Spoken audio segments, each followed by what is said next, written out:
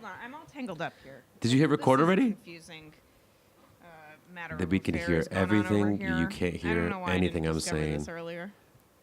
What? You hit record, and then you were like, "Wait, hold on." Well, it was just. I thought it was going to be okay. Did technology win again, Rachel? Did technology win? And then I decided that it wasn't okay after all, and I just needed to fix it real quick. I know, but it always happens right when technology comes into play. You're like a cool cucumber until you start adding the electronics in there. Nah, dog, I'm chill. Oh, you're real chill, and a little bit tan. I might say. Do you think I look tan? No, not even close. I tried really hard to not get sunburned. No, you do look a little more red because you don't get tan. You get a little more red. You don't know that. You're not the boss of me. You can't tell me what to do. I mean, I'm not the boss of you, but science. I used to be a very dark child. I know. I was like a very brown child. Yeah. And then I didn't spend like 10 years in the sun, and now I'm just like Whitey McWhiterson. Just the brown sheep of the tribe. The brown. Hey, you should see my dad's. Hey, everybody. It's the Brightside with Mikey and Rachel. I'm Rachel. I am Mikey. And this is a podcast where we talk about Lindy Hop, our opinions, and basically whatever else we feel like. And Mikey was giving me the signal immediately. It was great because you were just like, it just sounded like you cut yourself off from telling a really incriminating story about your father. It's funny because sometimes, like when we're listening back and we're telling jokes, and then I say, "Hey, everybody," it kind of sounds like we're like cutting it. There's like editing happening, and there is because none. We're being ridiculous, and then we're like, "Hey," but there's never any editing. The only editing I ever have to do, it's all real. Yeah, the only editing I really have to do is if our timing gets off on like internet style, like so there might be like big gaps, and I just cut the gap. Oh yeah. Yeah, and the obscene amount of swearing that I do that nobody knows about. That is true. That takes up most of my time, really. That's most of the time. I mean, listeners out there, I don't know if you understand this, but like when you meet Rachel, just listen for the loudest, screechiest, cursing I have a little pirate ever. Flag hanging off of my mouth. I think that was a porno once. Pretty sure. What? The pirate flag on the side of my mouth. Anyway, what I was going to say is that the Jewish side of my family is very dark. They are. My dad is like almost as brown as you. Yeah. Okay. All right. But my mom is very white. So, ergo, I am white. And that was your genealogy lesson for the day from Professor Rachel. Huzzah! Huzzah! How are you? I'm good. I don't care about me. I care about you and your vacation to Hawaii. Tell us all about the Starbies. Oh, it was paradisio. It was the best. That is paradise in sort of Spanish for all of our Spanish viewers out there. That's sort of paradise. So, Brett has an old high school, middle school friend who works at a resort down there. And so she got us a like screaming deal to stay at this very bougie resort. Awesome. And yeah, it was super great. We had an ocean view room, and there was like a lanai, which for you non-Hawaiian speakers is like a balcony. Oh, the L and I, yeah, of course. Yeah. The L and I. And the glass door opened like 3/4 of the way, so we could like sit on the bed and essentially be outside and like see the ocean from our bed. I love those kind of doors. They're just like floor to ceiling almost, right? Yeah, it was floor to ceiling. Oh, this is so beautiful. And there was the bathroom was like directly behind the bed, and the shower was made out of glass, and so you could see through the shower over the bed, so that you could still see the ocean. No matter what, you got an ocean view or a Brett in your view. That joke was going to come out a lot better, but I'm just going to let it go.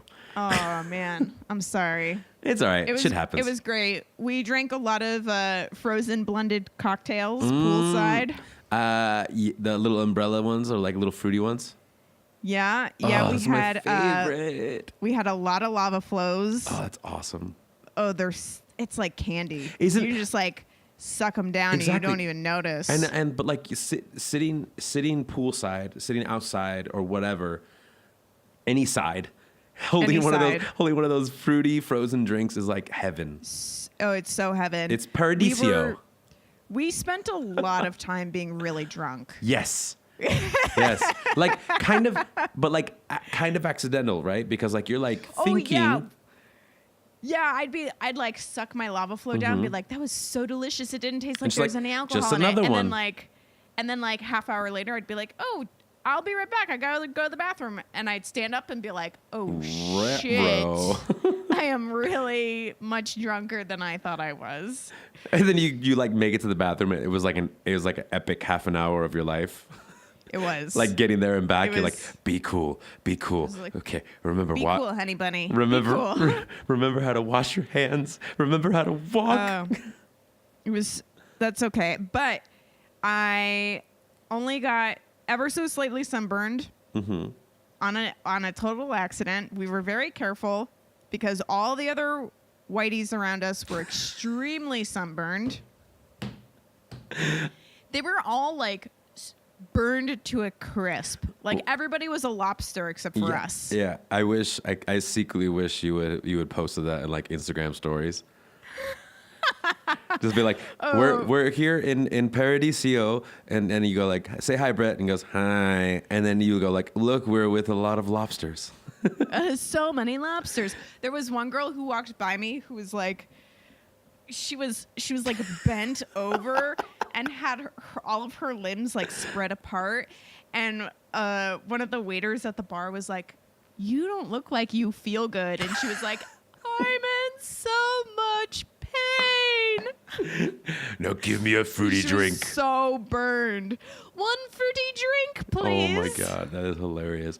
But it was great. I just imagine like Lilo and Stitch, the Disney movie from like a couple years back, and like just like a couple of years back is like 15 years back. Hey, Good God, still one of the best Disney movies of all time.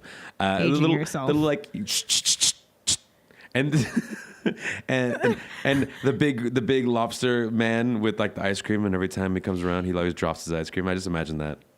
You know, I never saw that movie. It is seriously one of the best movies of all time. Also, really? if you ever just want to understand the way I think, just watch that movie. Well, we did watch Moana on our trip. Wasn't it good? Surprisingly good. I'm gonna say something really controversial. Uh-oh, you didn't like it. It's not a good movie. I know. I mean, go ahead. The music is fantastic. See. The animation is awesome and it's beautiful. See. But the storyline is so thin. Yeah, you know why, right? Because they didn't have a lot to go off of? Well, kind of. I mean, it's based off the old Pacific Islander stories. Like it's just kind of like these like vague, very big action stories and whatnot. And like for sure, like the ending was like, what? That could have been solved a long time ago. But spoiler alert, the bad guy's the good guy, the good guy's the bad guy. Yeah. I mean,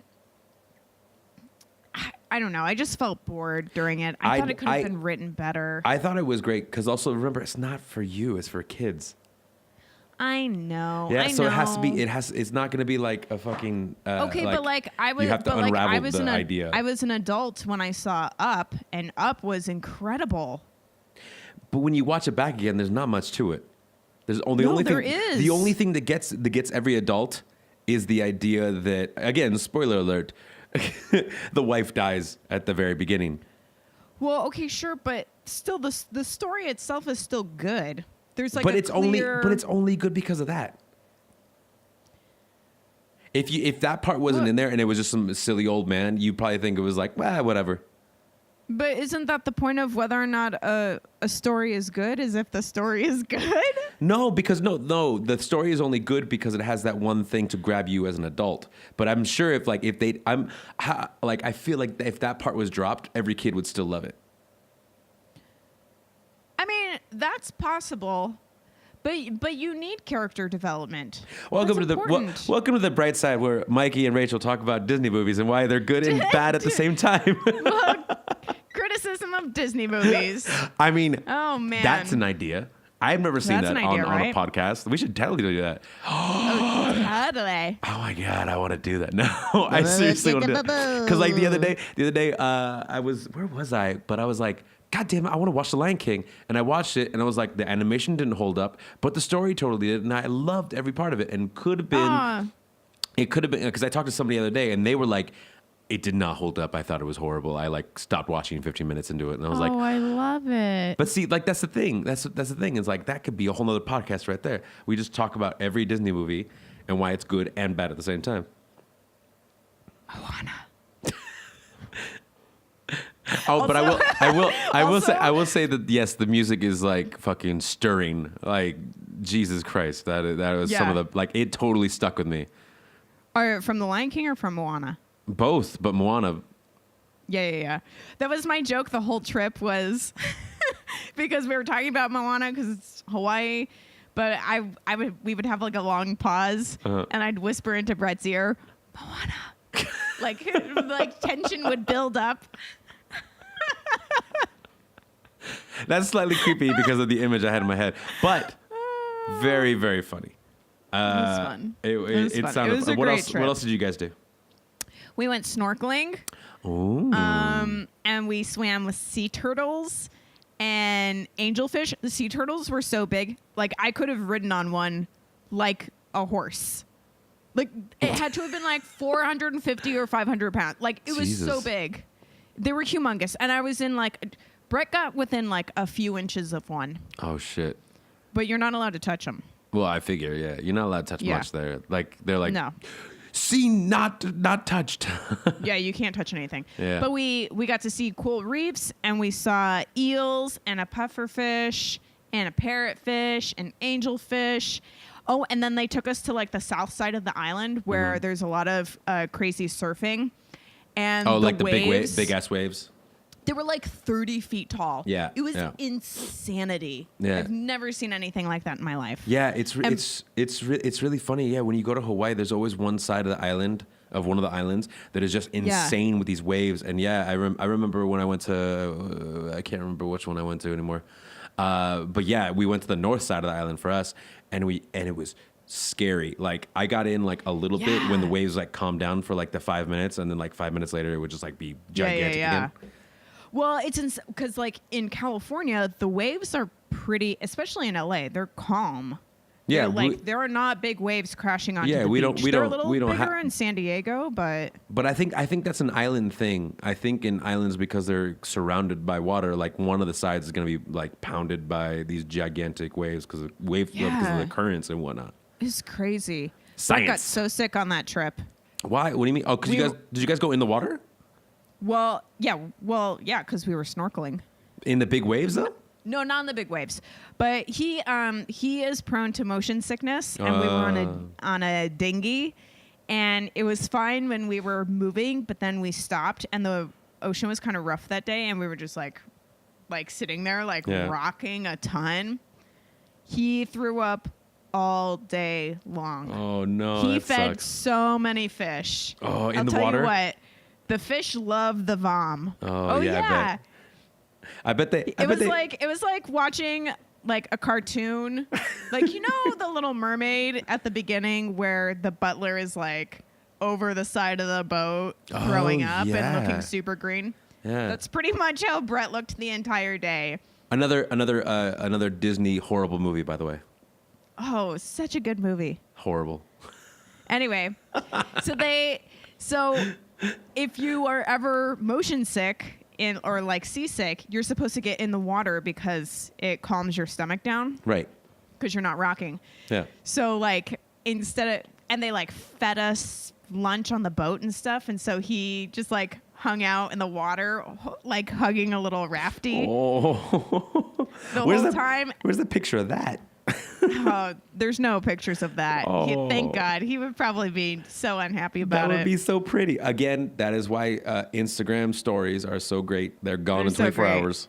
And there's no way to save them. So I know. Oh, And I mean, as like a person out here. He got bit by a fish. Almost got into a fight with a sea turtle. Almost got in a fight with a sea turtle. It was really tough. That was like the only not so great day of the trip. But like seeing the animals and actually snorkeling was very cool. It was just like rocking back and forth on the boat. That was not fun. I think I've been like snorkeling once in my life, and it was pretty amazing. Like it's really cool to like really be able to see everything there. What was the deal with the little picture? Well, I mean the little video you posted. Picture? The little video you posted. Oh, that was my video. Yeah, that was my video. Because last time I said I would post a video in Hawaii. I missed that part. I wasn't there for that part. I wasn't there. Yeah, I know. So I did. That was my video. Not wanting to come home. Yeah, I was going to try to do another podcast without you. Apparently, you didn't try hard enough. No, I just had no time. Oh, you just didn't care about the rest of us? No. I didn't. Oh, you feel like you didn't have enough time for us. Your time wasn't worthy of us? Yeah. That's fine. Yeah. No, that's great, really. It's fine. It's fine. Typical. I mean, whatever. Look, I pride myself on being prideful and being typical. So I pride myself on being prideful, so...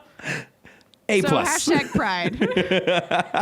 It is hashtag love myself. You know what's really funny is kind of funny. Oh my God, I shouldn't say this. I'm not sure. I'm so sorry.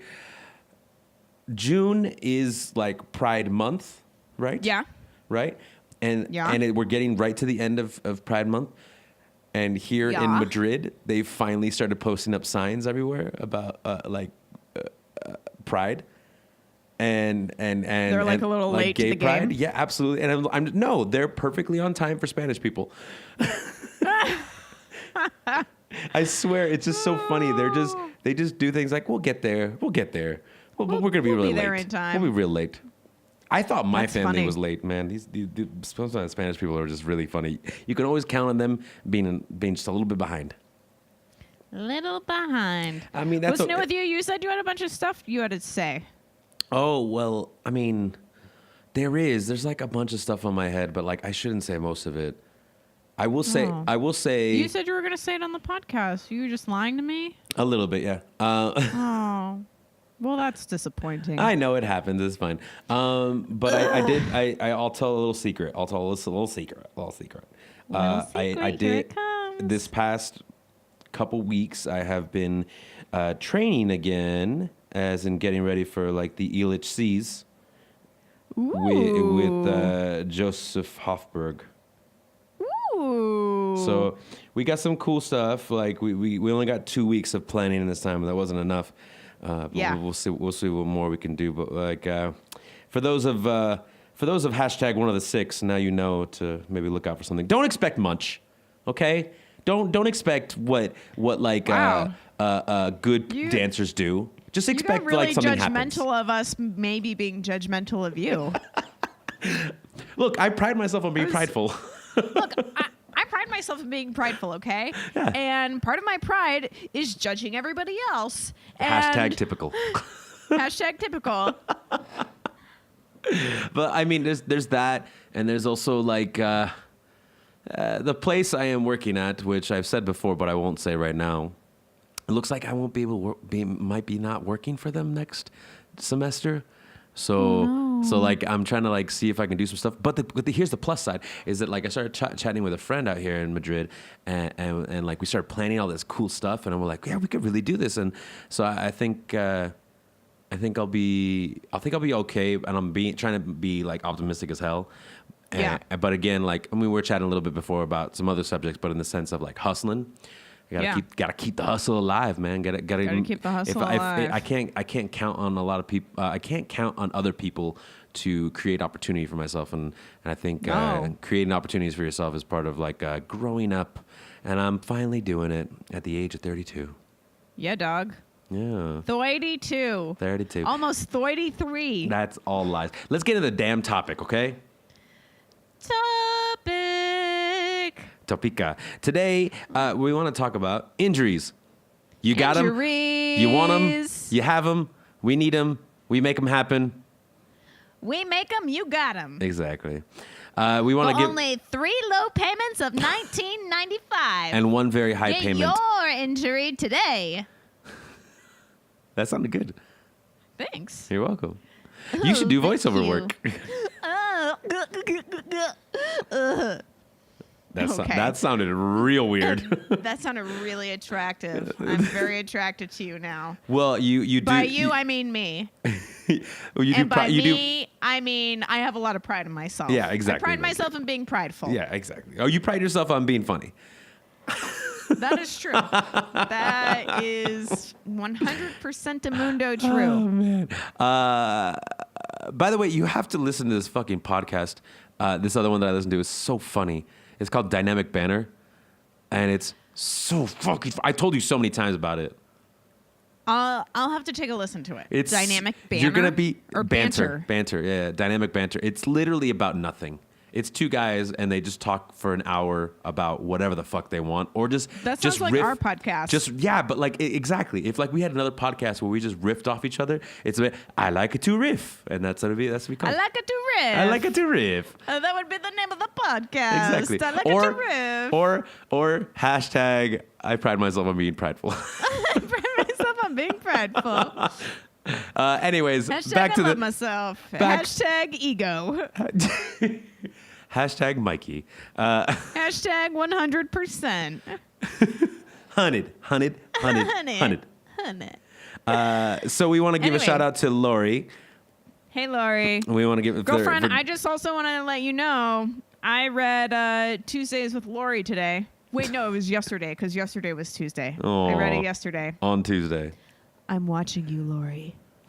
Winky. She's really creepy. I bet she listened to us in her headphones and she was like, I'll add music into that moment too, so it'll be like extra scary. Oh, you're going to start editing these podcasts, are you? Totally. Absolutely. I mean, 100%. I mean, I could see this going very south very fast. Yeah, dog. Another one for technology. I'll just put it up now. Hashtag pride myself on being prideful. All right, injuries. We got who we want. What's the worst dance injury you've ever had, Rachel? Ooh. Well, I've talked about it a lot, which is my bunion. Bunion. We should give it a name. I feel like my bunion should have like a really terrible name, like Myrtle. Myrtle Elizabeth Parker Winslow the Third. Suddenly, my bunion has become incredibly British. It won't leave. It'll just stick around. It won't leave. It won't Brexit. It won't Brexit. It won't Brexit. It won't Brexit until I shave her off. Ooh. Oh, you know that's what they do, right? I know, but I just got the image in my head. To get rid of bunions, they shave the bone down. Oh, yeah. It's gnarly. Yeah, that's my worst injury. I mean, I've had a few injuries, but none has been as like long sustaining or as painful as Myrtle. Maybe Mildred? I'll think about the name. Mildred Myrtle. Mildred Myrtle. Moaning Myrtle. Oh. You just Hello, Harry. Exactly. You need to be on the audiobook of that. And you just I hated her. We do all the like somebody else does all the narration, but you do all the voices of all the weirdos. Only Moaning Myrtle. No, of all the weirdos. So like Moaning Myrtle and like Dobby and what was the other one? Creature? Yeah. Yeah. I can't do Creature very well. I'm pretty sure if you try. I've never tried. If you try really hard, I'm sure your pride will kick in. Anyway, let's talk about your injuries. I mean, which one do you want to talk about? Like I've had so many. I don't know. All dance related too. The worst one. I don't know. Let's say, okay. I think the worst one is probably the one where I actually had to have surgery. Wait, you had surgery? I had surgery on my right foot. Was it a bunion? No, I broke a bone in my foot. Really? I broke a bone in my fifth metatarsal. When was that? That was I remember exactly because I was supposed to go to Harangue that summer and I didn't go. It was 2005, 2006? Yar. No, it was 2007. And then I went in 2008. I had my tickets and everything. I was supposed to go, and like it was like 2 weeks before I was supposed to go, and it happened. So I was like, shit. So like, okay, so let's start at the beginning. Let's start at the beginning. Let's back it up here. I'm dancing with Nikki, and it's 2007, and we're dancing at Tijuana's in Irvine, and it's really cool. It's a really great night, and I think it was like my second or third dance that night, and we were dancing, and I broke on 7. Like I literally broke on 7. How? Why? What did you do? Did you I just did. roll your foot weird? No, I know exactly what I did. I did a circle. We were open, and then like we went a circle. So I went to close, and I like stomped my right foot on 7 to like hold it out, and then like rock step right after. And I remember stomping it like a little extra hard on, and then I remember like feeling like a twinge in my foot, and I was like, huh, that's weird. And then I like rock step, and then like I put like weight on it again. And all of this, like my whole body just went like, oh no, something's wrong. Like something was trying to crawl out of me, like from my foot, up my leg, through my hips, and up to my torso, like out of my mouth. Like it felt like something like was going, I don't know, this is all wrong. I wish we were recording you right now on video. You looked like you're about to do the Hulk, where you're like rip your shirt apart. It was like that, but it was like I transformed into like something that my body was just like, no, this is not good. This is not good. Oh man. Yeah. And then that happened, and I was like, I just like instantly like I was like, nope, and I walked out of the dance floor, and at the time they had like this terrace out there, and I sat down, and I was like, oh my god, I don't know what the fuck is wrong, but I can't put any weight on my right foot, and it hurts so bad. Like I don't think I've ever broken a bone before. I know I've like twisted or dislocated my arm when I was a kid, but that was about it. Ooh. Yeah. But that sounds painful too. Yeah. I was a kid, so it rubber band right back in, you know. Sweet. Like a kid, you know. And when that happened, I went outside and I was like putting ice on it. I was like, Jesus, oh my god. And then I instantly started thinking, I was like, oh my god, it's broken. And then I was thinking, oh my god, I won't be able to go to Harangue. Like, oh my god, no, everything's fine. And I went home and I told my mom about it, and she's like, no, go to see a doctor right now. And so the next morning I went to urgent care. They took some X-rays, and like sure enough, like there it was. It's like a non-displaced fracture, they called it. Basically, it's like a pizza slice of my bone, like a little triangle. Like, so it was broken Chipped out? Yeah, it was like 2 broken pieces, but like one was completely broken and the other one didn't quite meet the other piece.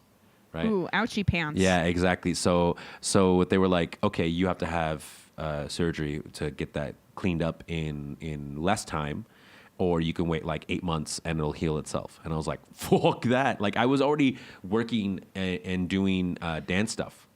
Right. And so they were like, here's a referral, go to see this foot doctor. And I went to go see the foot doctor, and they're like, yeah, we have time for you at the end of the week. I think this week, that happened on Wednesday. On Thursday, I went to the urgent care, and on like Sunday, I went into surgery. So they like took a little Elmer's glue and glued the 2 pieces back together. I seriously wish they did, but they put me down. They put me down for a little bit. They put me down. I put me down. They give a little laughing gas. And nothing can put Mikey down. Yeah. Sorry, we're just gonna put him down. Hashtag pride about my pride. Hashtag old Yeller style. Old Yeller style. Oh my god. Take him out back and shoot him. Yeah, no, not at all. Soon? Oh man. Spoiler alert, he dies at the end. Sorry, kids. Oh man. The rabies got him. So I mean, that's what I felt like they were doing, and they were like, okay, we're gonna put you to sleep. We're gonna cut open your foot, like a small 1/2-inch incision, and then put a metal rod into your foot, which basically they put it in there at an angle and then like adjusted it and like screwed it in with like a screwdriver, basically, like right. And what it did is it brought the three pieces now, like the bigger part, the little non-displaced part, and the other part of my foot that goes up to my toe. It brought it closer together, so the bone could start mending together, and then the screw would stay there. So it would make sure it was always kind of like holding together. So because it was. So always, you still have a screw in your foot? I still have a titanium screw in my foot. And the thing is, for like years after, and like a little bit less like now, but for years after, like it was I could still feel it. So basically, what you're saying is you're a machine. I mean, that is what they say.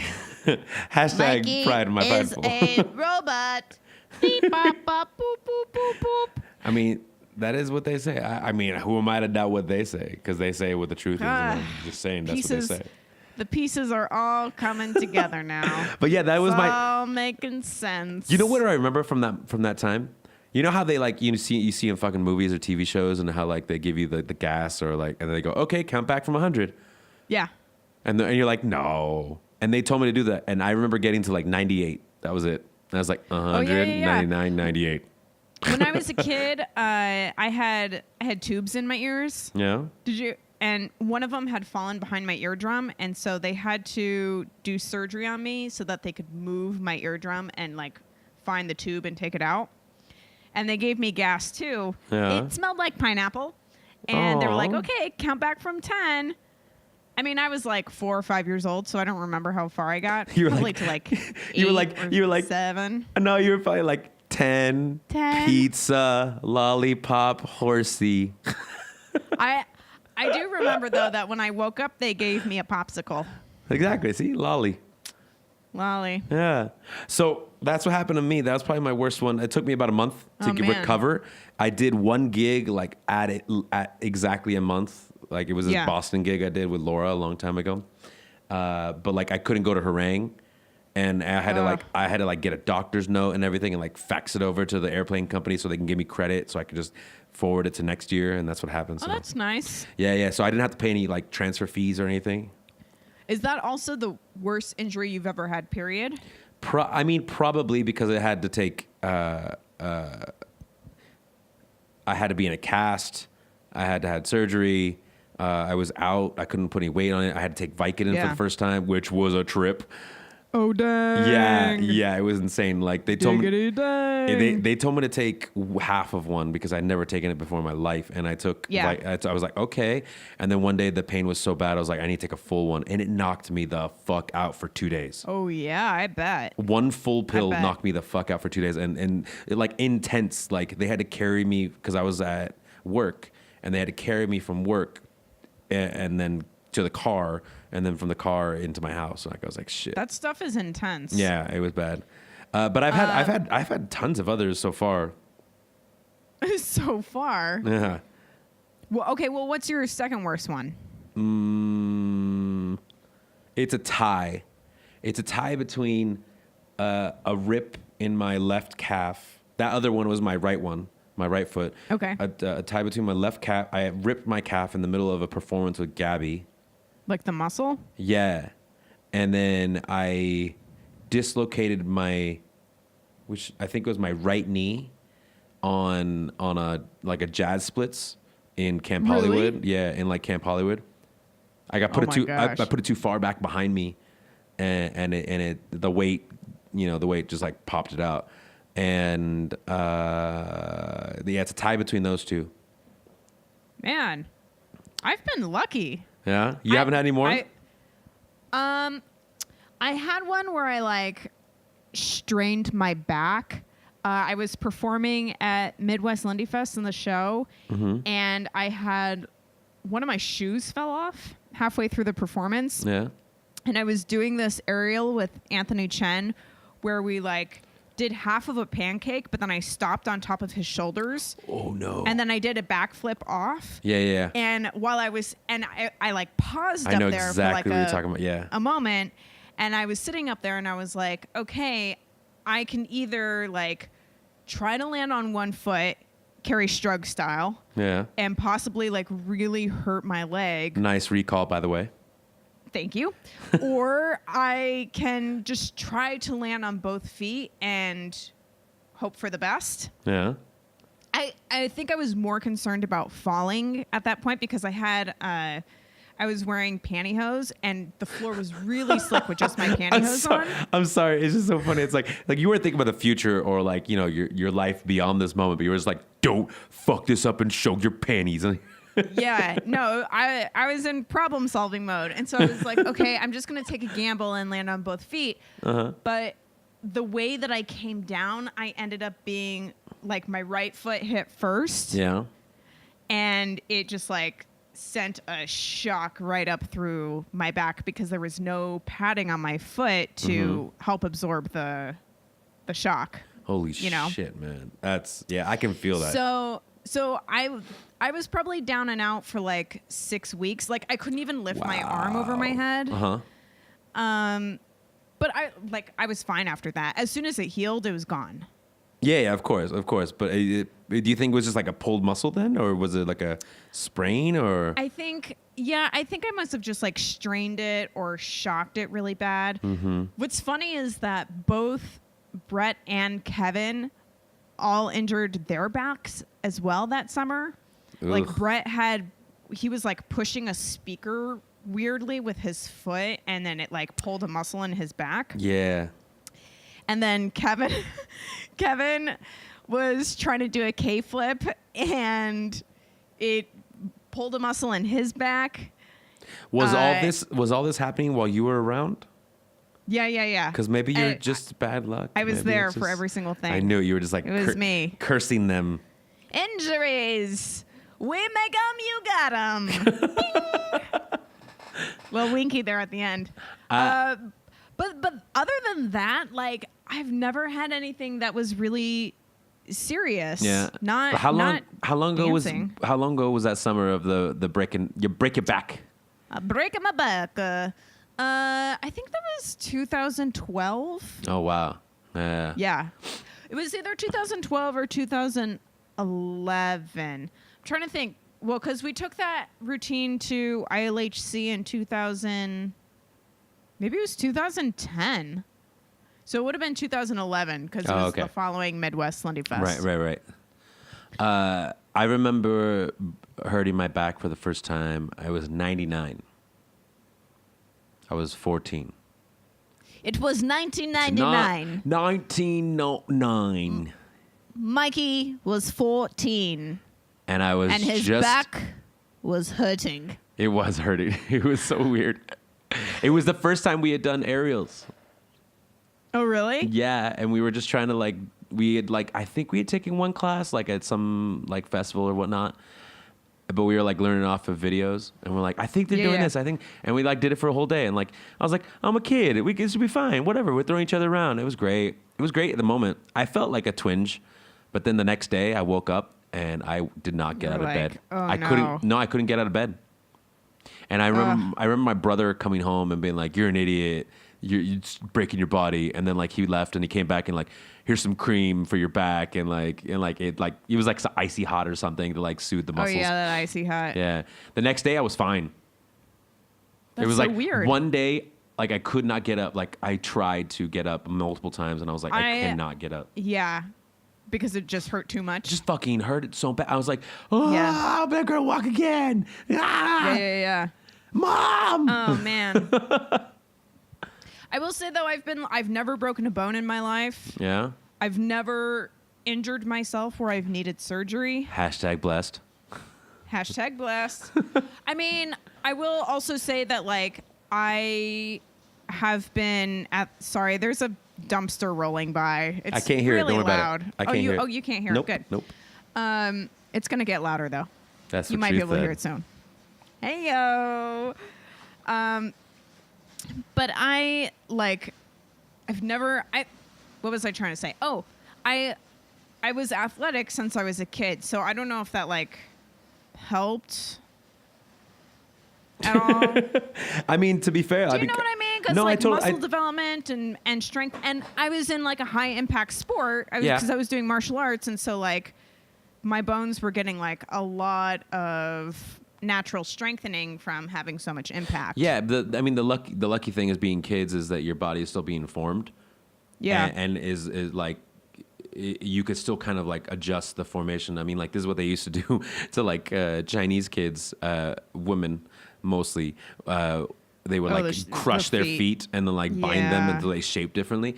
I mean, it's in some ways like a lot of modern sports, a lot of athletics is like formed that way. It's like they can form your body.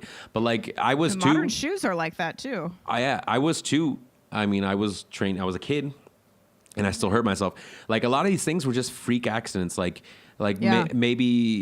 maybe I was like using I mean, like there is no dance shoe. Let's be honest. Like there's dance shoes that are like made to like help your feet, but nobody wears them in dance in Lindy Hop. So like, and they're like, what's your dancing shoes? Like, oh, my Keds or my Stacey Adams or like whatever, Saint Savoy's or whatever.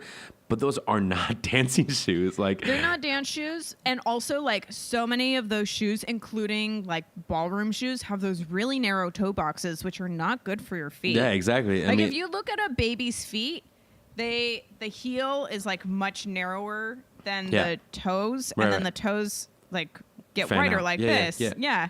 And all of our toes are like go inward, go inward because that's how shoes have formed our feet over the years. Just trying to reshape your feet. Just break them and remold them. Well, and I know that's exactly why I got a really bad bunion is because I did martial arts for 12 years or whatever, and I was always barefoot, and then I started shoving my feet into these little narrow kids. And sure enough, there she be. Old Mildred camping out. Fucking Mildred. Myrtle Mildred. Myrtle Mildred. Curse you. Curses you. You're gonna curse that like, I hope you get a bunion, you bunion. I hope you get a bunion, you stupid bunion. You said that the one on your back like lasted about a month, right?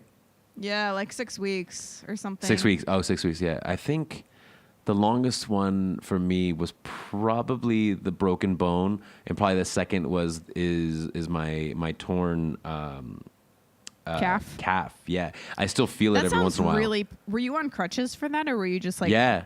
Yeah, because I still had the crutches from when I broke the bone of my foot, so I brought them back out because I was like, well, shit, this is probably gonna happen again in the future if I keep wearing and tearing my body, and like I try to keep my body pretty well, but like sometimes shit happens, man. Like this happened, the tear in my calf, I'm pretty sure happened because like we were training all day, like from morning time to like 2 hours before we had to perform.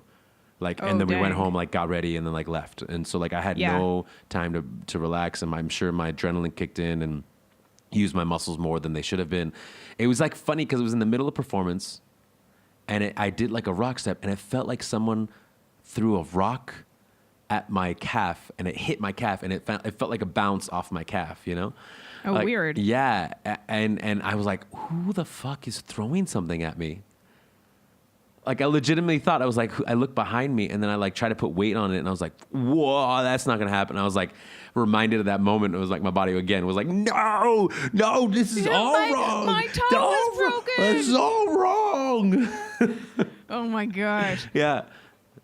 Wait, so did you go to the doctor? They showed you that it was torn? No, I've never been to the doctor. I don't. So how do you know I don't it was believe torn in them. Then? What if it was so pulled what happened, or something? So what happened? What? How do you know it was torn then? But you said, how do I know it wasn't mold? Pulled. Oh, pulled. With a P. With a P. Come on, Mikey. I mean, it could be. I mean, either way, like something ripped in there. It felt like something popped. But there's two muscles in there. And afterwards, all I did was go to a physical therapist. Or I had a cousin. This is the thing about awesome, big, huge, extended families. We always know a guy. There's always a guy to know. And my cousin was like, oh yeah, my friend from school is like trained to be there, and he's a physical therapist, and he could use the practice. And I was like, great. So apparently, like physical therapists, they just be like, okay, I know how your body works. I know how it's supposed to go back together. So I'm gonna give you a massage until it happens. And I was like, great. So he gave me like over a couple of weeks, and it felt so much better every time. But it hurt like hell because to massage it, you just basically have to put a shit ton of weight onto that part, whatever hurts the most, and make sure like it smooths out.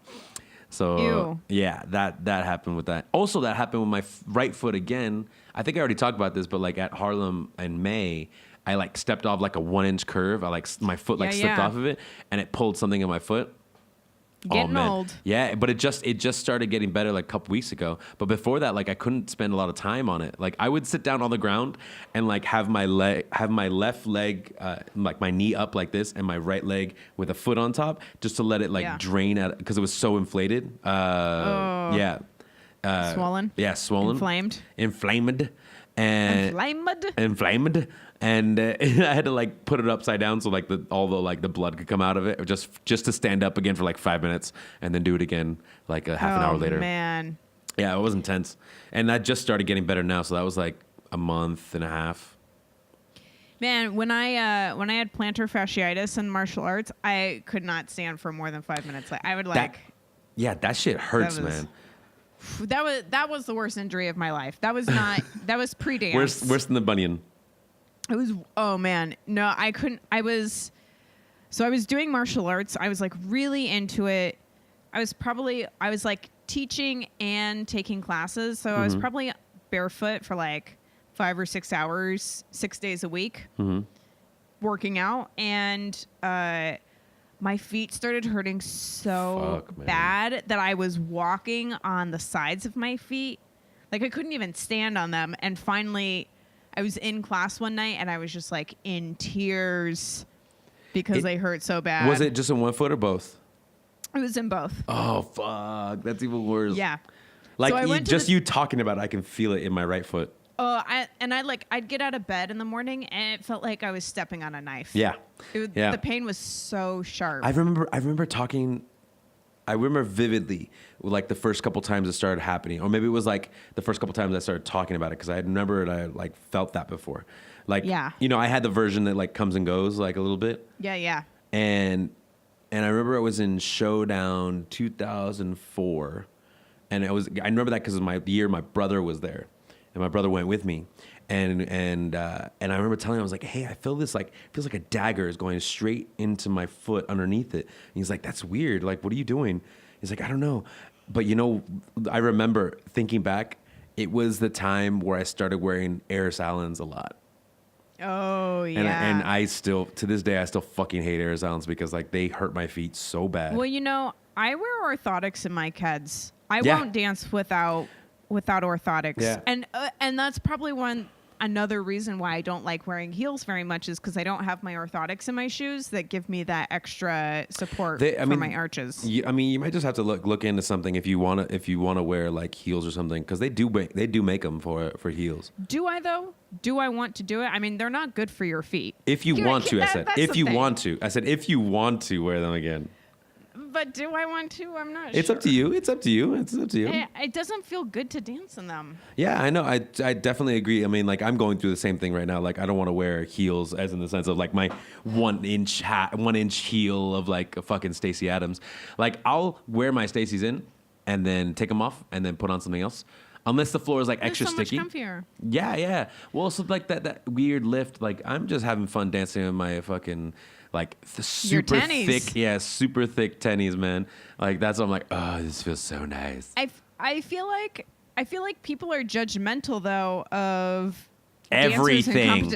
Of dancers in competitions who aren't wearing heels. They can go fuck themselves, man. If they're judging you off of what you're wearing, like that, they need to like check themselves, because it's called a dance contest. Also, like if like we're trying to be like a ballroom world or like a West Coast world, then we're not being true to ourselves. The idea of being Lindy Hopper is that you're being different.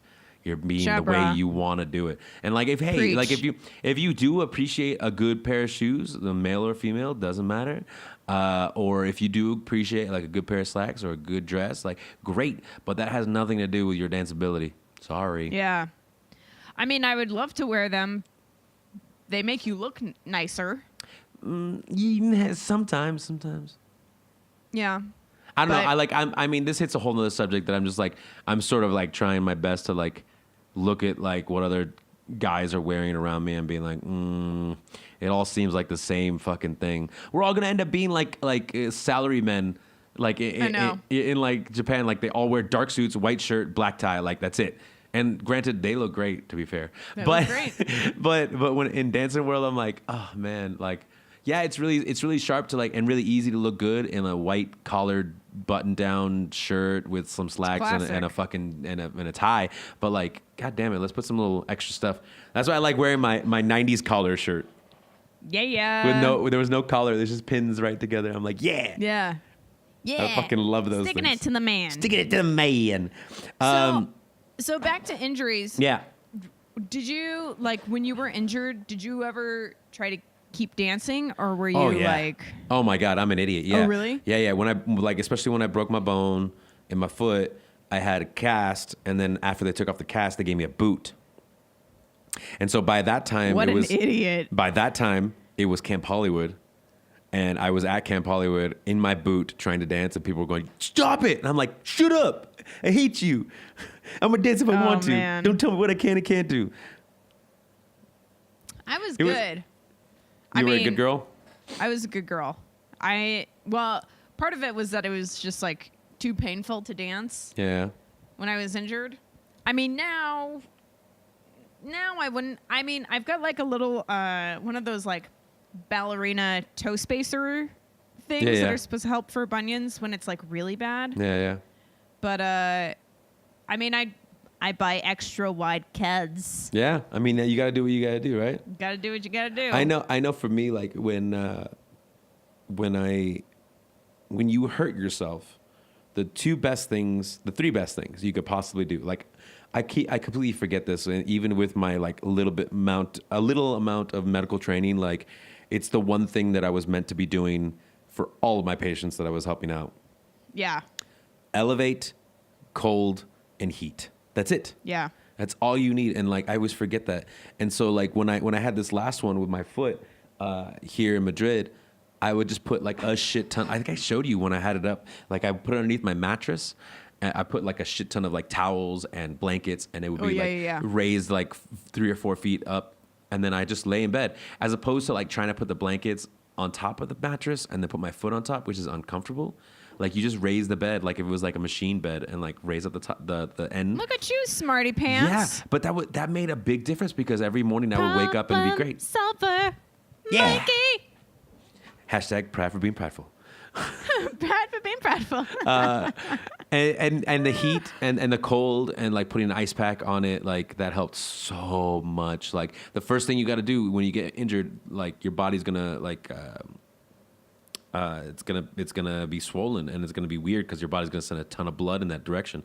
But to make it better, you have to get the blood flowing through there, not just staying there.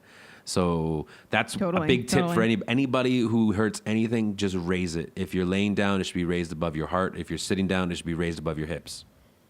Dr. Mikey knows best. I mean, fucking. That's just science. That's not science. Even Mikey. That's just science. That's not. I mean, I saw it on WebMD. I said like, "Hey, WebMD, I think I hurt my foot," and it goes, "Oh yeah, how bad is it?" I'm like, "It's like a 9." You have cancer. Exactly. Definitely have cancer. Does your foot hurt? Yes. From 1 to 10, you have cancer. About an 8. You may have lung disease. It's so true, though. WebMD. I don't even go on WebMD anymore because every time it's like you have the worst thing ever. Is there a history of lymphoma in your family? No, you probably haven't. You haven't, for sure. That shit is horrible, man. Oh, God. But yeah, I mean, the ways to treat an injury, that's one of the best ways because usually we're like dealing with muscles and bones and ligaments, and definitely with bones and muscles, that's going to be the best way. I mean, raise it up, put cold, put heat, because cold slows it down, heat gets it flowing again. Yeah. So what is the equivalent term for, or what you're? I'm sorry, this is going to be the weirdest tangent, but cold and heat are not. They're not synonymous with each other. Do you know what I mean? Yeah. You either do one or the other. No. I'm talking about word wise, like, because you would say like cold or hot. Oh, I said cold and heat. Yeah. Yeah. What's the cold word? Ice and heat. Ice and fire. Ice and fire. Yeah. A song of ice and fires. Oh yeah, Rachel doesn't watch good TV. I forgot. I don't watch good TV. I only watch bad TV. Like Ariel and the Little Mermaids. Speaking of good TV and movies, did you take the new Harry Potter quiz from Time Magazine to see which Hogwarts house you belong in? No, because I took the one for Pottermore, the one that counts. Yeah, it is that one. Time partnered up with Pottermore. Then it's the same one. So what are you? I'm a Gryffindor and a... You can't be and. Yeah, because I'm from Hogwarts and from Ilvermorny. Oh. Oh, I just out-nerded you. Is that the American one? Drop the mic. Yeah. You're a Gryffindor? No, I'm a Gryffindor for Hogwarts, and for Ilvermorny, I am a Pugwudgie, which is the equivalent to Hufflepuff. Okay. I can see you being a Gryffindor. I am. You're kind of like a doer, not a thinker. Yeah, pretty much.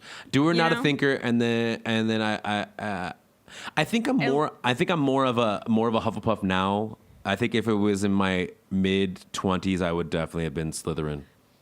I mean, I think sometimes you have the fear. Like Gryffindors are just unabashedly unfearful. Is it unfearful or just like fearful for others and not just like unfearful for themselves, but like fearful for others, which helps them protect other people? I think it's that they're just like their passion overpowers any fear that they may have. Yeah. And so they're like, I have to do this. Well, that's what I feel like now. Like, and that's... Oh, really? That is true. Like what people say about their 30s. Maybe that's why you are Gryffindor. Yeah. Because I only took it... it was the last time I was in Madrid. I took it. Also, my Patronus is a mare. A horse. A mare? A mare. It was like something mare, but it was... At first, I thought you said mayor, like a mayor of a city. I know, yeah, but is there a difference between like a mayor and like a mare? Mare is M-A-R-E. Mayor is M-A-Y-O-R. Oh, I thought it spelled the same. Nah, dog. Okay. Yeah, I mean, you would know. You're the English person. Yeah, dog. But no, seriously, that was my Patronus. Did you take it yet? Yeah. What's your Patronus? Oh, no, I didn't take the Patronus one. Oh, you just took the Hogwarts one? I only took the Hogwarts. I didn't see the Patronus one. Yeah, all three of them are on Pottermore. Oh. I want you to guess to see which one you think I am. Ravenclaw. Ding, ding, ding. Of course you are. I know. Yeah. Because that's smart. I know. But not good with technology. But not good with technology. No, but you are for sure a Ravenclaw. I can see. You're definitely not a Hufflepuff. I think Brett may be a Hufflepuff. No, he's a Ravenclaw. Oh, okay. That's good. That's good. Thank God. Yeah. It's funny. After I took the quiz, I was finally like, oh, I understand why all the main characters are in Gryffindor. Because if they were in Ravenclaw, nothing interesting would be happening because they're all just a bunch of thinkers. Yeah, kind of. I mean, but they're support. They support everything. Like in the books, like I feel like they always like help support like whatever fucking weird thing Gryffindor was going to do. Like they always had each other's back. Well, that is true, but I'm saying like think about if like the main house was Ravenclaw that the book's focused on. Yeah. There wouldn't be a lot of action. There would just be like a lot of contemplation. I mean, let's put it this way. Like if there was like a side book and all of a sudden they came out and like all ran congruently with the main story of Harry Potter, like I think it would be great to see what Ravenclaw was doing throughout those 7 years. It's possible, but they might be like boring at the same time or like really dense and philosophical. Yeah, maybe it's that. That'd be super fucking cool. You know, also, cool. Also, welcome to the new edition of the Brightside, where we talk about Disney movies, why they're good and why they're bad, Harry Potter, and what house you belong to. What house? What house? What house do you belong to? I'm just waiting for fucking like in a final side note for this Harry Potter thing. I'm just waiting to see what else they do with the American side of the magic world, like because what they started in Fantastic Beasts. Didn't like the movie that much, but I love the lore and how they kept it going and like other things. Like I felt like it was just a huge preface to what's about to happen in these next like 4 or 5 movies or something like that. Sure, bro. Yeah. Anyways, injuries. I know why we went to this because when we're injured, we want to watch movies, and what movies are really good is the Harry Potter movies and the Harry Potter books. Got it.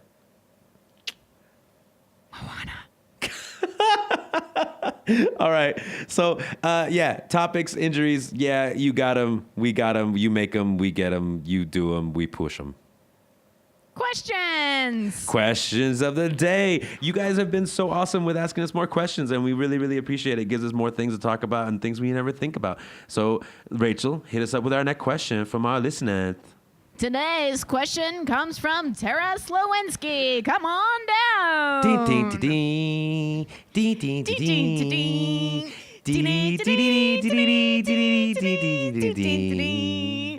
Now, what show is that from? The Price is Right. God damn right it is. That's why we're friends. High five. Bing. Okay, go for it. She says, Bonjour, Mikey and Rachel. That's a lie. No, it's not. That's what it says right there at the top. Oh, okay. Bonjour. The story. She has a story. The story. Okay. Settle in, kids.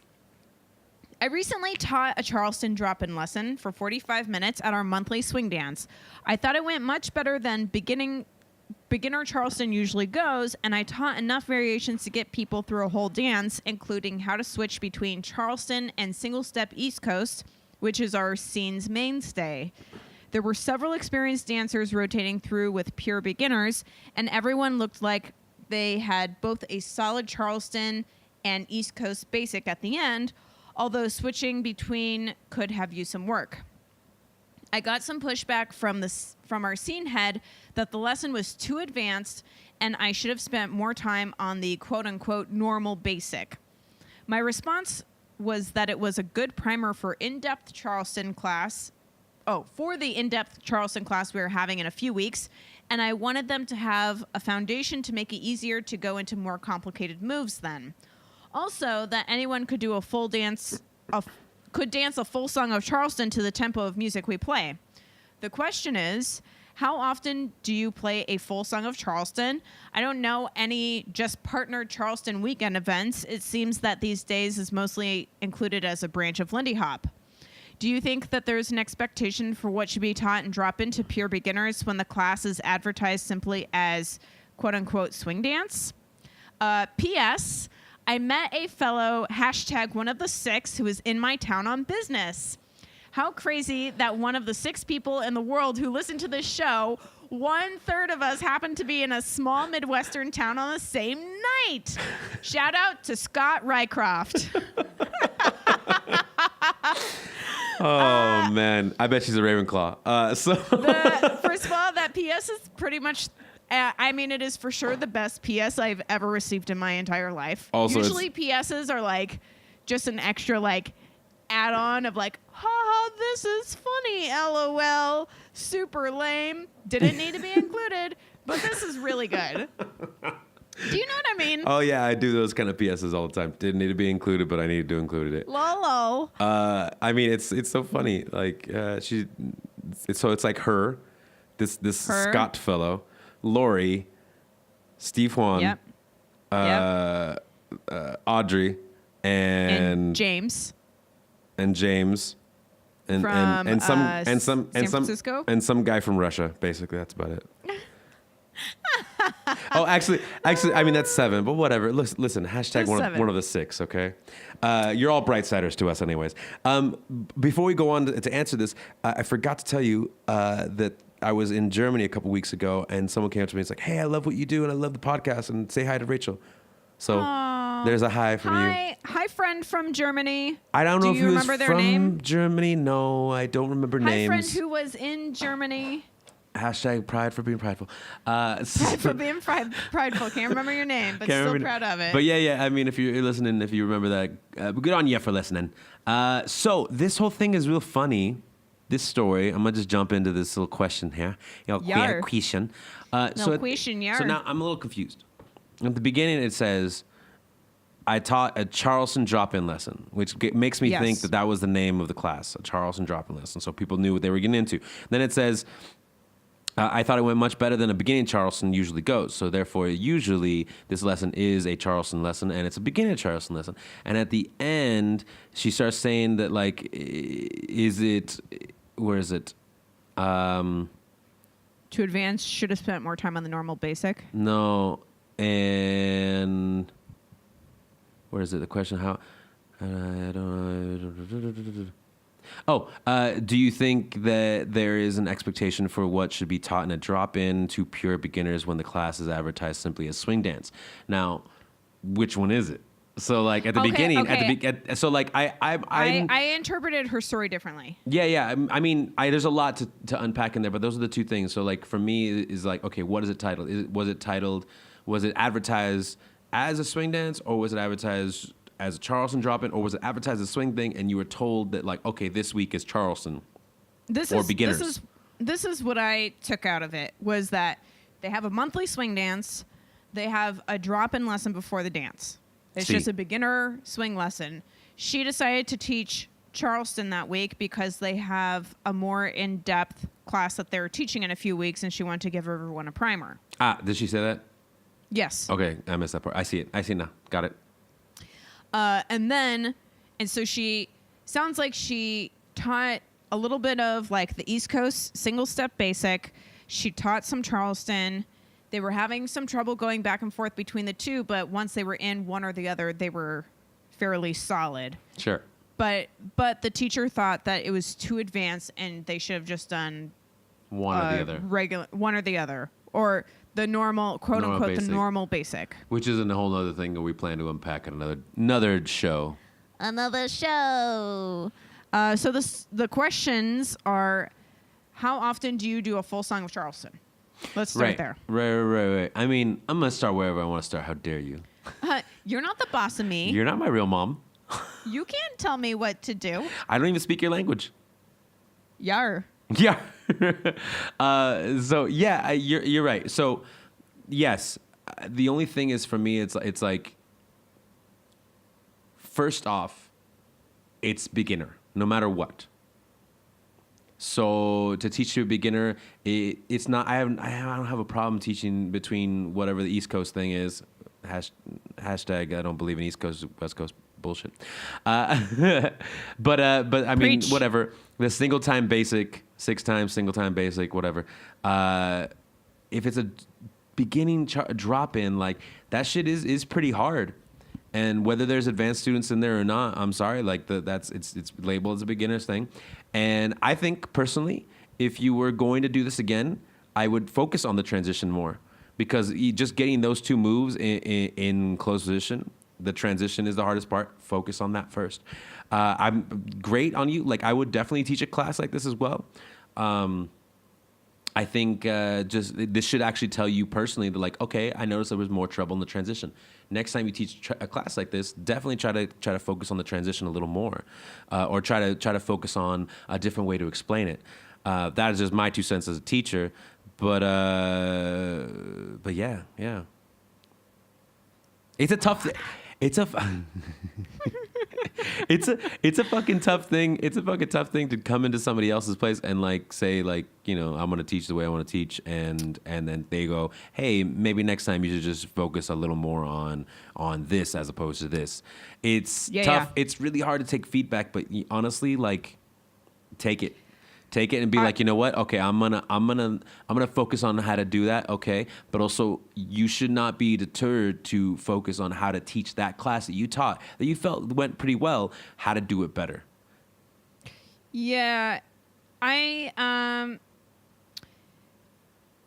think I agree with you. I think what you said is what I agree with. I said a couple different things, but I'm seeing this at different angles. I'm seeing it from different angles. Like one of the thing again, it's like if you're gonna call it a beginner thing, it should be given to beginner dancers. That's what your focus should be. The second thing is that class was good. You know that there was something that could have been done better. The transition between a 6 count and an 8 count. Focus on that next time. The third thing is if your boss, the person that runs the venue, which is technically your boss, is telling you, here's some feedback, you should probably focus on just being a little more easygoing than doing 2 different basics. Take that as a feedback and then try to do it their way and try to find your own way to do that as well. How can you make just as she said, a normal basic, how can you make that more exciting for beginning dancers and advanced dancers? So. Yeah. We, when Brett and I owned Rhythm on our weekly Saturday dance, we had a 45-minute drop-in lesson. We taught the exact same thing every single week.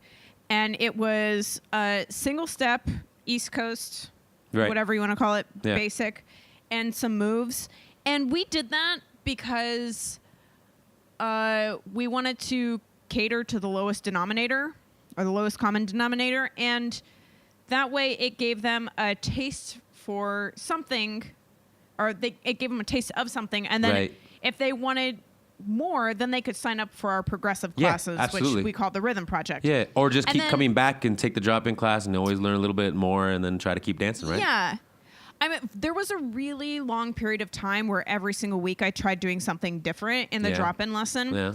And the problem with that is that people don't really learn what you're teaching them. Like, they might be doing it well in the class, Right. but a half an hour after the class is over, they won't be able to do it anymore. No, because And they've now talked to other people, listened to more music, got some food, and they're like, wait, how do I do and they that thing just again? didn't- Yeah, they just didn't absorb it Yeah. like they should. And so when I think about it like that, it makes me be like, what was the point of me spending 45 minutes teaching them this when they Yeah. won't actually walk away from the night remembering everything Or use it. or use it? And so that was why we did the exact same thing every night. Yeah. Now, what I probably would have done was I probably would have been like, hey, we're having a special Charleston class in a few weeks. If you're interested in taking it, here's a demonstration of what Charleston looks like and what you will learn in the class. Yeah. And then, like, put on a song, dance to a third of it or a half of it or whatever, and get them excited about that in that way. I do think that going back and forth between 6 count and 8 count in a beginning drop-in lesson is pretty complicated. Yeah. But, you know, But I also wasn't there to see the class, so Yeah, but at maybe they were great. it doesn't. I mean, it wouldn't really matter either way. Like I just feel like we're basically on the same page on this. Like, there is a class there changing between 6s and 8s, which as a beginner can already spell disaster. They're going, oh no, but I learned one. You're saying there's another, you know? Yeah. So yeah. like, so that could be kind of intimidating, which is already intimidating in a dance class where you have to touch random people, you know? Totally. So Tara, like I think in the long term, before we get into your like other questions you said here, like really give yourself a moment and make sure that you got across the idea you wanted to get across with that. The topic of the class was Charleston, or was it changing between Charleston and like a 6 count, or like doing triple steps, or for this example, it was step holds, you know? So like make sure that's very clear at the very beginning of your class. Now the other part of that is just part of that is like knowing your audience, right? Knowing what they're getting into. And yes, there was advanced dancers in there, but like, were there a ton? Was it half and half? Was it just like 10 of them and like 30 of the other, you know? So I would always go to whoever the majority is. What if I feel like there's a majority of really good dancers in there, then I'm like, okay, then I'm gonna play towards them. But if there's a majority of like a little bit less experienced dancers, then I'm gonna play towards them and teach towards them. Now, to be fair, she didn't ask us what we thought, whether or not we thought she did the right thing. It doesn't matter. It's our show. It's our show. Listen, Tara, you can't tell us what to do. You're not the boss of us, Tara. We can do whatever we want. You're not our real mom. We could curse when we play music wherever loudly we want to. Moana. Perfect time. So the first question that she's asking, that she officially asked. How often do you do a full song of Charleston? Every time I'm in New Orleans. Okay, but how often is that? Not very often, but like, Not very often. it's like I think it's at a regular swing dance in your normal weekly life. If there's like a trad jazz song that like has like that 1-2 beat, that has that oompa beat, that has that sousaphone in place of a walking bass, like that's when I'll do a Charleston movement the whole dance. How often does that happen? I don't know. That's like saying how many triple steps have you done in your life? Like, I feel like how often does it happen? Okay, so like let's say out of all of it, I would say probably now 10 to 15% of the time. of times I go out dancing. Oh, really? I guess I'm skewed by being in LA because LA they don't play any Charleston music ever. Everyone listens with scorn anytime there's any trad jazz on the speakers. That's only the fucking dancers. But like when I look at like who plays a lot around LA, it's a lot of trad jazz. Really? Yeah, I mean like live music. Yeah, like Conrad Kamen's band and the California Feet Warmers and but I don't like them. Yeah, and no, but they're like trad jazz. Like they're like even earlier than New Orleans style stuff. They're like Dust Bowl stuff. But what's funny about them what's funny about people who go listen to them is that they're doing Balboa to them. Yeah. I mean, they're not doing Charleston. Yeah, because it's just got that 1-2 beat. Yeah, I know, but I just. But there's like Charleston music, sure, but like that's like saying there's Balboa music. It's all just kind of swing music, you know. You're walking into some sticky territory there. That's fine. It's all swing music to me. But that's true. Like it's all the same thing. It's just like what was done back in the day and what has a certain feel, what doesn't have it. But that doesn't make it not swing. Yeah, totally. I mean, I agree with you. If I'm dancing to trad, I'm for sure doing Charleston. Yeah. I mean, I could try. Because it doesn't feel right to do a swing out. I mean, I could do a swing out, but it's going to be slightly different. It's not going to be a swing out that I would do with like rock steps and triple steps with like the a same Lindy kind Hop of swing out. Yeah, like with the same kind of like technique that I would in another one. Like I make it more like loose and relaxed and upright as opposed to like a more like really down and dirty swing out. I mean, I'm definitely one of those people who like does what they feel in the moment. Yeah. And so if I'm not feeling Lindy Hop, I'm not going to do it. Yeah. But in my day-to-day life living in LA, I never dance to a full song of Charleston. Yeah, I mean, especially living in LA, like we just said. But you know what's funny is like I'm like sort of rereading this. Yeah. Like the whole story has to do with the class that she taught. And then the question have to do with like how many full Charleston songs? It's like going in 1955.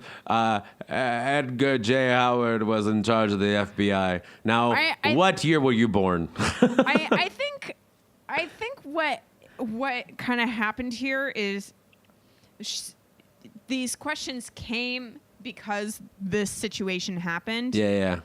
Do you know what I mean? And so she's trying to justify whether or not what she did was the right decision. Yeah. Like she's second guessing herself, perhaps. Yeah, and that's good. She should. I mean, not in the sense of like because you did something bad, but like in the sense of like how do I get better? How do I self-assess?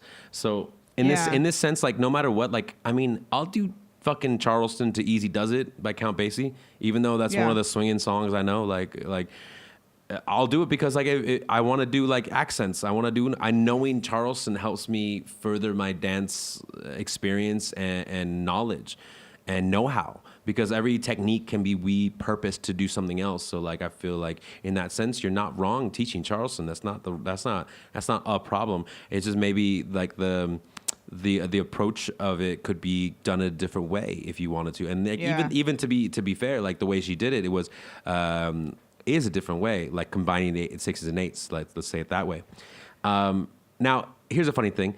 I don't know of any just partnered Charleston weekends. It seems like these days they mostly include a branch of Lindy Hop. Yeah, of course. I mean, Lindy Hop sort of has a flavor from Charleston historically, up to the ranks from that.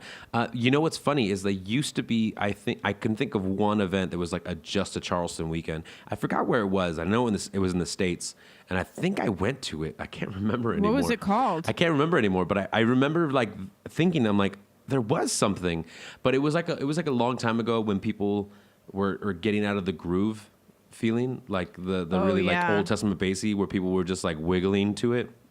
They weren't quite ready to dance to it. And then people were kind of fed up with that, or around the same time. They were like, what was before that? And then what was before that? You know, Yeah. like what was before New Yeah. Testament Basie was like the actual swing era. And then what was before the actual swing era, that like trad jazzy, like Louis Armstrong and like early Louis Armstrong and New Orleans style stuff that gets before the 4 beat, basically. The 1-2 beat is before the 4 beat. Yeah. And I remember people going crazy over that shit and like wanting to like feel it even more. And I think it was around that time. Is there just partner Charleston weekends anymore? Not really. But definitely, I think, again, like I said before, it's like it increases your knowledge of the dance. It increases your know-how and your technique and your experience level. Like you got to learn it. Like it's a vital part of learning Lindy Hop, I feel. I mean, I for sure have never been to any Just Partner Charleston weekend events. Yeah. I have competed in 2 Just Partner Charleston competitions. Do you remember where they in were? my life? Yeah. The first one was at the Phoenix Lindy Exchange in 2007. Oh, yeah. They used to have one. Yeah, for sure. I remember that. And then the other one was at Lindy on the Rocks, maybe in 2009. I think that was the first year that I went, and I was like very surprised. I made the finals. I was shocked. Maybe 2010. Was the finals outside at the... No. Because that was one of the years they had, like, the Sunday night dance was at the Cheeseman Park. Cheeseman. No, this was the year where everybody did the single ladies dance. Oh, yeah. I think that was 2009. No, that was 2010. No, I think it was 2009. I could tell you why I know it was 2010, but I don't want to get into that. But it was 2010. Oh, man. It was 2010. Okay. Well, I think it was 2009. That's fine. It was 2010. Listen. Technology and dates are not your strong suit, you Ravenclaw.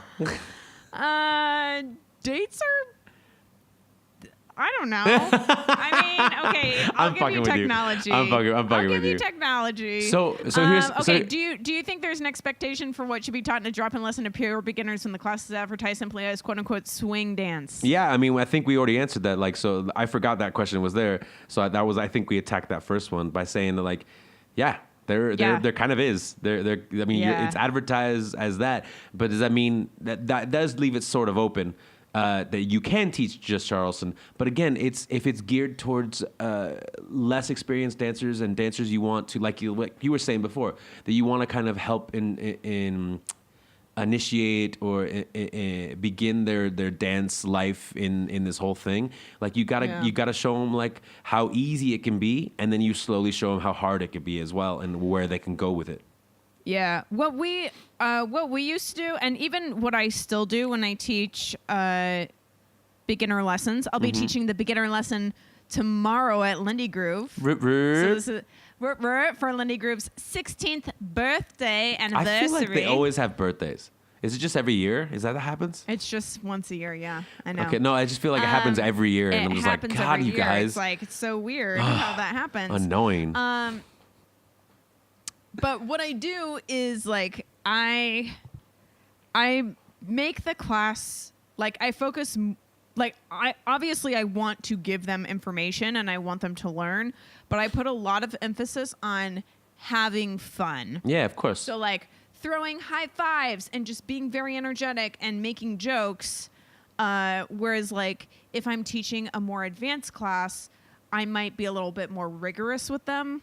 Yeah. Or a little bit more stern with them because I know that they're there to learn and I know they can take it. Whereas like pure beginners don't know what they're getting into. So it's just all about like having a good time and associating good feelings with what they're doing. Yeah. And I think part of that as well, like making sure it's fun, is again, because a lot of people are coming to this for the first time, they're jumping into something like head first that is a little bit weird, that can be a little bit weird for some people, which is like touching other people, touching random folks that like we take for granted nowadays as more experienced dancers, that like we know they're like, I'm going to ask this person I've never danced with before. I don't even know this person's name, and I'm going to hold their hand, or I'm going to hold like their back or their side of their body. Yeah. And it could be a little awkward. So like you make it fun, you make it kind of straightforward. Now the thing is Tara, that we know you beginning to be a teacher is really great, and I'm sure you have tons of ideas. Don't stop with those ideas. Like, but always think you can make it better. Like, again, like I said before, like even you said it, like as we grow as teachers and dancers, we're gonna be new. We're gonna be informed almost all the time. Like almost every social dance we have, we're informed by someone else's ideas of how they listen to music or how they communicate through the dance, and that can inform us and be like, "Ooh, I like that. Oh, I don't like that. Oh, I'm gonna take that and I'm gonna use that in a class, or I'm gonna use that to help inform other people. Oh, I'm gonna take that and be like, ooh, this is how I can inform other people, being like, this is not my favorite way to do this." Yeah, for sure. So I think focus on how to be as clear as possible, no matter what class you're giving, and also focus on how each class can be better, no matter what. No matter if you think it was like the best class of your life, like there's always something in there that you could be like, oh, I could have done that better, or like how can I 2 years from now, how can I change the idea? Has my ideas changed? Has my focus changed? Has my wording changed? Like there's always something that can be advanced, not only just in your dancing, but in the way you teach it to other people. For sure. So yeah, thank you, Tara. Yeah. Thank you, Scott. Thanks, Scott. But yeah, what's your Brightside, Resh? Resh. Manoa. Moana. Oh, I said it wrong. Moana. I think I said Manoa or something like that. You said Manoa. Manoa. What is that? I guess my bright side is that I've actually been very lucky as far as injuries go. Seriously? I haven't really had any serious injuries, like really serious injuries in my life. Yeah. Knock on wood. Seriously? I've always, I'm can be like a bit of a worry wart, and I can be like, a little on the cautious side, so I might not do anything that would cause me to go crazy and possibly hurt myself. But, yeah. but also I did martial arts for 12 years. Oh, I did get kicked in the face really bad that one time. You got all your crazy out. You got all your crazy out when you were young. I got my crazy out when I was younger. I'll tell you real quick. I was in this competition. I must have been like 14 or something. I was a black belt at the time. And once you get into the black belt division, it's legal to knock someone out. Right. Like if you do it when you're a colored belt, you get disqualified from the competition because it's considered like playing too rough. Sure. I can see that. So I got partnered up with this girl to spar who was an international champion. Bruff. And her from Texas, and she was like essentially like training to be in the Olympics. I think she was legit. Yeah. And I was like, I might as well have never done any martial arts before like that walked moment. up like, "Hi, I'm Rachel. Try to shake my hand." And she's like, "Poof, I spit in your hand." Yeah, kind of. I lasted a minute into the match. It was 3 minutes. I lasted a minute. Shit. She kicked me in the face really hard, and I was very sore. I was considered a knockout because I didn't get up. But my neck hurt for a few weeks after that. But the weird thing is that I was never able to pop my neck before, and now it pops like 5 times each way in the morning. Isn't that what? Or like, I don't. This is so funny. No. I did. I heard one. Did you hear it? I heard one. I was never able to do it before. And now I can yesterday I was in an acting class, and I just I didn't even put my hand on my chin to crank my head. I just turned my head to this to the side and went. Yeah. It was wild. It never happened before. I've only been able to crack my neck on one side once ever, and that's once a day. But I having multiple ones, I'm like, nope. Yeah, mine can do 5 on each side. Yeah, but I don't hold a lot of tension in my shoulders and my back. I hold it a lot in my legs. Oh, I do. My legs are that's why I have so many problems with my legs right now. Is because I hold so much tension in my legs. My muscles never can relax. Mine's all in this one spot in my shoulder, right right where I use it to follow, like that muscle that you use to hold your shoulder down and back. It's that muscle. It all adds up right there. That one little fucking muscle in my back. The one I use to follow. It's always like a really gnarly knot in my shoulder. That fucking gnarly knot. And I ask Brett to massage it for me, and he pokes at me for like 5 seconds, and then he's like, "Oh, I'm done. My fingers are tired." That's what she said. Pretty much. And that was Hawaii. That was Hawaii. That's a good bright side. Yeah, lucky you never been hurt. My bright side is I am very happy that those things have happened to me because it taught me to use my body better every single time. Every single time. Yeah, totally. I mean, you haven't lived until you hurt yourself in the middle of a performance and you've had to like sit down and be like, I'm done. That is the most like discouraging moment of like any performer's life. Like, or like, I gotta like go away now. I'm done now. Yeah. Halfway through. Yeah. Yeah. Thankfully that has never happened to me. You know what's really funny? I remember vividly like this happening, and like I just let go of Gabby's hand, and Gabby just kept dancing in front of everybody until like I like wrapped around and like sat down. I was like, I can't move, guys. I have to cut it. And the whole crowd was like, oh, and like Gabby like turned around and was like, what happened? Like, but like still like holding the performance, like, okay, I got this, everybody, no problem. And I was like, oh man, I don't know what to do. Sorry. Yeah, it was just one of those fucked up moments. It was so bad. I've seen a few performances where people have gotten really badly hurt and have either had to leave the stage immediately or like powered through it and danced on one foot. Yeah, actually, I was gonna mention about that. There's two that I can remember, and I think you're thinking about the same one. Is the first one was the Austin people, the Lindy Hopper's dozen. Mm-hmm. And I forgot her name. I know her name. I forgot her name. Dancing with Scott. Sarah. Yeah, Sarah dancing Sullivan. with Scott. Yeah, and that happened. Is it Sarah Sullivan? No. Is that also Sarah Sullivan? Sorry. It's Sarah. It's something else, but anyway, it is Sarah. A name. It's fine. It's fine. She has a name. It was at LHC. I remember that. Like, I think she like hurt her ACL. I think it broke on like a jump or something. Yeah, she was doing like a tuck turn or something. Yeah, it was like in the middle. Really simple. Yeah. I actually wasn't there for that. I was. I remember when that happened, and they just kept going and like filled in, and like you would never notice like.